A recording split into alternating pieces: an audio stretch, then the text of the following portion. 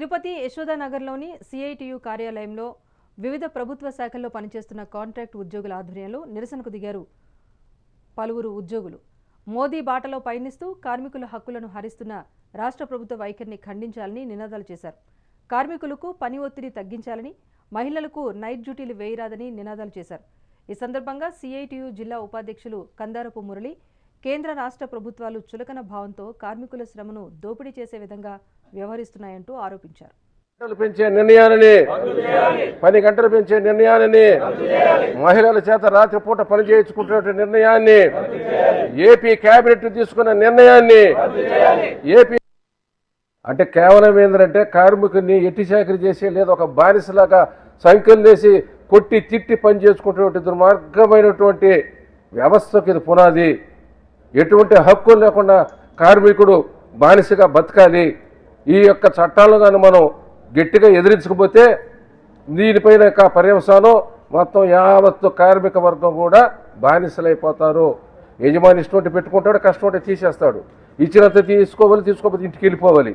దీనికోసమైనా మన ఇన్ని చట్టాలు బ్రిటిష్ కాలము రాకముందు నుంచి బ్రిటిష్ వచ్చిన తర్వాత కూడా అనేక పోరాటాలు చేసి స్వాతంత్రం రాకముందు అనేక చట్టాలు మనం సాధించుకున్నాం. స్వాతంత్రం వచ్చిన తర్వాత మరి కూడా సాధించుకున్నాం. ఈ చట్టాలు మొత్తం తొంగదొక్కి దుర్మార్గమైన, ఒక విధంగా చెప్పాలంటే కార్మికుల పైన ఇది నరమేధం. కార్మికులకు ఈ పాటికే ఉన్నటువంటి చట్టాలని వాటన్నిటిని పక్కన పెట్టి గతంలో మనం 8 గంటల పని విధానాన్ని సాధించుకొని ఉంటే ఆ 8 గంటల పని విధానాన్ని రోజుకు 10 గంటలు 12 గంటలుగా చేయాలని చెప్పేసి నిన్న వాళ్ళ క్యాబినెట్లో నిర్ణయం తీసుకున్నారు. ఇది చాలా దుర్మార్గం, దారుణమైనటువంటి పరిస్థితి. ఆర్టీసీలో ఈ పాటికే 8 గంటల పని విధానం పేరు మీద 10 గంటల వరకు పనిచేస్తున్నారు. ఇక 10 గంటలు 12 గంటల కనుక వస్తే ఇంకా కార్మికులు ఇళ్లకు పోయేటువంటి పరిస్థితి లేదు. 10 గంటలు 12 గంటలకి అధికారికంగా 12 గంటలు పని చేయించుకోవచ్చు అని చెప్పి ఈరోజు మన చంద్రబాబు నాయుడు గారు నిర్ణయించారు.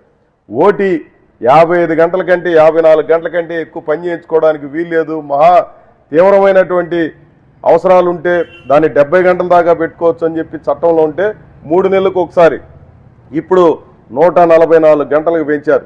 మామూలుగానే 8 గంటల పని విధానం అనేది చట్టం ఉన్న రోజుల్లోనే 9 గంటలు 10 గంటలు 12 గంటలు చేయించడం అనేది నిత్యకృత్యంగా మారిపోయినటువంటి పరిస్థితుల్లో చట్టమే మార్చేసి 10 గంటల పని విధానాన్ని 12 గంటల పని విధానాన్ని తీసుకొచ్చిన తర్వాత ఏ కాంట్రాక్టర్ అయినా ఏ ప్రభుత్వ సంస్థలోనైనా వాళ్ళు చూస్తూ ఊరుకొని ఉంటారా?